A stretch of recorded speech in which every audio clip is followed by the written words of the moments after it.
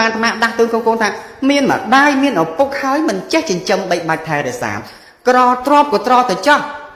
ប៉ុន្តែសូមកុំឲ្យក្រចិត្តក្នុងការចិញ្ចឹមបីបាច់ថែរក្សាគាត់កូនខ្លះម្ដាយឪពុកឈឺត្រូវការចូលពេទ្យមិនហ៊ានយូរចូលទេលុយទុកទិញឡានលុយទុកសំធ្វើផ្ទះឆ្នាំក្រោយណែត្រូវចាំថាពេលដែលយើងនៅមានជីវិតកាលនៅតូចដំបងណាអាស្រ័យ2ហិកតាលោកអស់ហើយតាមែនញោមម្ដាយខ្លាំងសុកចិត្តថាស៊ីឈ្នួលគេបើថាវាគ្មានដីស្រែនឹងគេលក់ទេមានតែផ្ទះមកកតូបហ្នឹងមានផ្ទះមកខ្ទមហ្នឹងសុកចិត្តទៅធ្វើចំការសុកចិត្តទៅលីសែងណាជាកម្មករសំណង់អីផងលំបាកប៉ុណ្ណាដើម្បីកូនខ្លាំងច្រកមិនកោតហ្នឹងមែនញោមអត់ឆ្លើយទៀតრაមួយធំឬអើងលោកមកហ្នឹងហើយតែញ៉ៃកូនខ្លាំងចឹងណាញោមណាមិនហ៊ានទេទុកលុយការប្រពន្ធឆ្នាំក្រោយផងតដឹងគេហើយបើមើលមកឯងអស់ទៅតើខ្ញុំវាបានអីតដឹងប្រពន្ធអាស្មានថាប្រពន្ធចង់រើស10 20ក៏បានដែរមែនញោមប្តីឲ្យចង់រក4 10 20ក៏បានហើយផ្ទះហ្នឹងចង់សំលុយធ្វើឆ្នាំណាក៏បានដែរតែម៉ែមានតែមួយឲ្យមានតែមួយមែនកូនប្រុសស្រីណាឲ្យមានតែមួយម៉ែមានមួយអញ្ចឹងចិញ្ចឹមបីបាច់ថែរក្សាត្រូវឲ្យអស់ពីចិត្តពីថ្លើមជួនកាលពេលខ្លះលោកថាឲ្យចឹងទៅលឺលោកស្អីចឹងទៀតថាឲ្យតែគេមើលបបនអញស្បាត់មន់លោកនឹងមកទៀតអត់ទៅមុខអីអាត្មាហ្នឹងហើយណាស្ដាប់បានយកទៅព្រោះការពោលទៅនេះមិនមែនជាការពោលបន្តិចបង្អាក់អីទេប៉ុន្តែមានកូនខ្លះអញ្ចឹងមែនតែចង់ជួយឲ្យម្ដាយនិងឪពុកនេះល្អចង់ឲ្យគាត់រស់នៅស្រួលពីព្រោះត្រូវចាំថាឪពុកម្ដាយហ្នឹងគឺជាស្រែបុណ្យដ៏ល្អសម្រាប់កូនប្រុសស្រីទាំងឡាយប្រយ័ត្ននាំគ្នារកតែស្រែបុណ្យនៅក្នុងវត្តនៅលោកម្ចាស់គ្រប់ព្រះអង្គនោះអត់តែយើងម្នាក់លោកមានអ្នកដទៃយកទៅប្រគេនលោកអាចឆាន់បានតែម្ដាយខ្លះឪពុកខ្លះមិនសូវមានញាតិណាគេនឹកឃើញយកមកឲ្យទេអញ្ចឹងយើងជាកូនដែលជាញាតិចិត្តស្និទ្ធបំផុតគូតែរវិសរវៃប្រញាប់ប្រញាល់ចិញ្ចឹមបីបាច់ថែរក្សាឧបត្ថម្ភឲ្យអស់ពីចិត្តពីថ្លើមដាក់បានទេកូនទាំងឡាយកន្តែកតុកដល់ហើយហ្នឹងហើយអញ្ចឹងការទំនុកបំរុងខោអាវស្លៀកពាក់បាយទឹកនំចំណីពេលដែលគាត់ឈឺគាត់អីចឹងទៅយើងត្រូវរកថ្នាំរកអីចឹងទៅណាការនាំគាត់ទៅពេទ្យការមានថ្នាំសម្រាប់ព្យាបាលគាត់ថ្នាំវីតាមីនឬមួយក៏អាហារបំពន់អីមួយអានឹងជាកលៀនភេសជ្ជៈបច្ច័យជូនគាត់ទៅវាមិនអស់ប្រមាណទេយ៉ាងហោចណាស់ត្រូវយ៉ាងថាម៉ែអូនគឺជាស្រែបុណ្យសម្រាប់កូនប្រុសស្រីទាំងឡាយដាក់បានទេញាតិញោមទាំងអស់គ្នាកូនប្រុសកូនស្រីម៉ែអូនជាស្រែបុណ្យរបស់កូនប្រុសស្រីទាំងឡាយឃើញទេជាទីចម្រើនដោយបុណ្យកុសលជាប្រធាននៃបារមីទាំង30ជាទីនាំឲ្យសម្រេចនៅសម្បត្តិទាំងឡាយ3ប្រការមនុស្សទេវតាព្រះនិព្វានទៀតផងបញ្ញាភិវឌ្ឍនោជាទីចម្រើននៃបុណ្យកុសលហ្នឹងបុគ្គលកតញ្ញូនោះគឺវាមាននៅផលបែបហ្នឹងឯងអញ្ចឹងបានថាយើងគិតថាការដែលជាយាមព្យាបាលគាត់មើលថាគាត់ល្អមែនទេញាតិញោមណាហើយចាស់ខ្លះឈឺញាតិញោមអើយអាត្មាអាណិតឈឺឲ្យត្អូនប្រាប់អាត្មាកណាឈឺណាស់ព្រះអង្គហើយតែមិនហ៊ានប្រាប់កូនទេព្រោះអីមិនហ៊ានប្រាប់កូនទឹកចិត្តម្ដាយខ្លាចកូននឹងអស់លុយអស់កាក់ទឹកចិត្តល្អណាស់ញាតិញោមណាឪពុកម្ដាយនឹងមិនហ៊ានប្រាប់កូនទេខ្លាចកូនវាមើលអស់លុយអស់កាក់សុខចិត្តអត់ទ្រាំអត់ធ្មត់សង្កត់ចិត្តមិនប្រាប់កូនទេហើយប៉ះកូនខ្លះហ្នឹងមិនសូវខ្វល់ខ្វាយពីម៉ែឪទៀតទុកចោលបណ្ដោយមានកូនម្នាក់អាឡ័យតការងារច្រើនពេកម្ដាយនោះឈឺចង់ឲ្យកូនមកលេងអូយទ្រាំសិនទៅម៉ែខ្ញុំធ្វើការងារប្រហើយសិនចាំចិត្តចូលឆ្នាំខ្ញុំទៅលេងដល់តែពេលមិនទាន់បានមកលេងផងគេប្រាប់ថាឡើយម៉ែប្អូនឯងស្លាប់បាត់ហើយចាប់ផ្ដើមយំទូញសោកបោកខ្លួនបានស្មានថាមិនទៅយំស្អីទេពេលខ្លះការងារវាយល់ថាការងារខ្លះវាបត់តាន់មែនមកមិនបដិសេធទេវាត្រូវបញឹកមែនប៉ុន្តែយើងគូររកពេលវេលាណាមួយឲ្យសមស្រប សម្រាប់អីគេសម្រាប់ទៅសួរសុខទុក្ខគាត់3ថ្ងៃវាមិនអស់រាប់ពាន់ដុល្លារឯណាទេ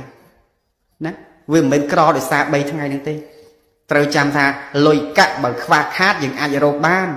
តែម៉ែឪនេះបើស្លាប់ហើយមានលក់នៅទីផ្សារណាកើតមែនយោមានម៉ែមានឪគេដែរខាងមុខស្មានមានទេណាមានសិតតែចាស់សិតតែម៉ែគេម្ដុំណែហ្នឹងហើយកូនក៏អត់មកទេតែយ៉ាងហោចណាស់ក៏មើល500អ្នកជាងដែរហ្នឹងហើយអញ្ចឹងចាស់ហ្នឹងក៏អញ្ចឹងដែរចាស់ខ្លះគាត់អន់ចិត្តព្រោះតែកូនចៅប្រុសស្រីក៏អត់ទំនុកបំរុងត្អូនប្រាប់អាត្មាទឹកទៅឲ្យលហាមទូញសោកព្រះអង្គអើយកូនកណាចេះកូនកណាចុះបានអាត្មាថាញោមយើងត្រូវដឹងតែពេលខ្លះបើធម៌មិញធម៌ប្រាប់កូនណាដល់ធម៌នេះនិយាយទៅដល់ឪពុកម្ដាយឲ្យគាត់អប់រំចិត្តទទួលយកការពិតដែលមានម្ដងបានអាត្មាថាញោមរឿងខ្លះមានហេតុគ្រប់គ្រាន់ទៅបានកើតឡើងនេះជាកម្មអកុសលដែលយើងធ្វើក្នុងកាលមុនទៅមានឱកាសវាត្រូវឲ្យផលទៅបានយើងត្រូវជួបកូនមិនល្អត្រូវបានជួបនៅចៅមិនល្អប្តីមិនល្អប្រពន្ធមិនល្អនេះគឺជាកម្មរបស់យើងដែលយើងបានសាងនៅក្នុងកាលមុនណាស់បានទេញោមពេលខ្លះគាត់ឃើញថាបច្ចុប្បន្នហ្នឹងភ្លេចគិតដល់ហេតុពីអតីតថាយើងបានសាងកម្មអីដល់តែយើងពិចារណាបានឃើញហេតុឃើញផលច្បាស់លាស់ចឹងទៅបានដឹងថាអូ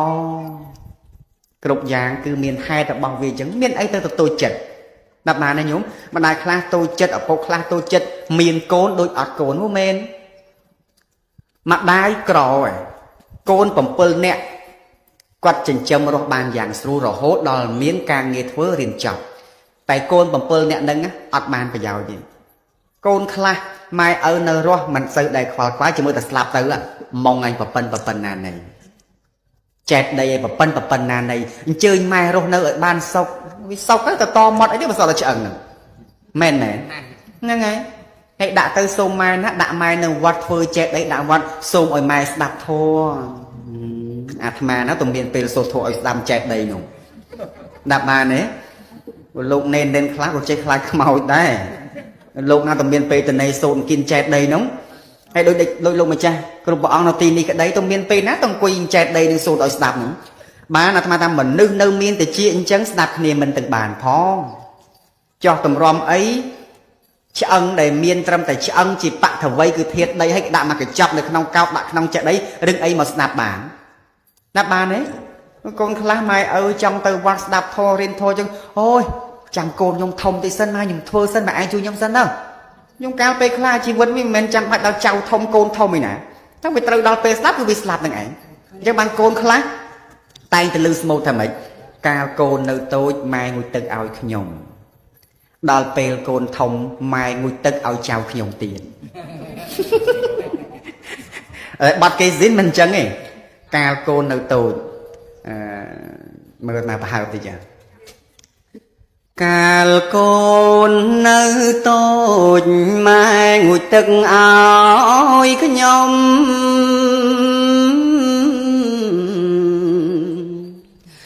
អីលើកូនធំ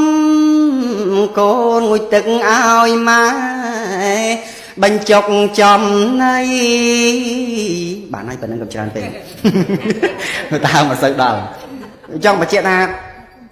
កាលនៅតូចម៉ែងុយទឹកឲ្យកូនដល់ម៉ែធំទៅកូនងុយទឹកឲ្យម៉ែប៉ុន្តែឥឡូវនេះមួយចំនួនខ្លះអត់អញ្ចឹងទេកាលកូននៅតូចម៉ែងុយទឹកឲ្យខ្ញុំដល់តែពេលខ្ញុំកើតកូនមកម៉ែឯងងុយទឹកឲ្យកូនខ្ញុំទៀតឲ្យចៅទៀតមែនញ៉ៅមែនទេហ្នឹងហើយកាលពេលខ្លាំងគាត់ចេះតែបកកើតកូនមកអត់ចេះដឹងតែកម្មមិនម្ដាយមកអញទៅរៀនបីបំត្រូវងូចទឹកមិនងូតទឹកម្ដាយពួកអីគាត់មានបទពិសោធន៍ច្រើនតែកូនខ្លះទៀតទម្រុនអាងតម៉ែចេះហើយទៅខ្វល់អីអាងនេះតិចអូខ្ញុំតសៃខ្ចីអានអូខ្ញុំតសៃខ្ចីវាមិនដែលងាប់ទេតាមតែងូចទឹកឲ្យកូនមកលើកូនងូចទឹកមួយទាស់តសៃដែរចប់សេចក្តីបាទបាននិយាយអាត្មានៅចិត្តហ្នឹងគាត់ថាមកនិយាយថនប្តីគាត់ឈឺគាត់កើតកូនមកបានតែប្រហែលថ្ងៃទេ2-3ថ្ងៃគាត់រែកទឹករែកអីមិនឃើញទាស់ទៅឯណាផង វេកូនខ្លា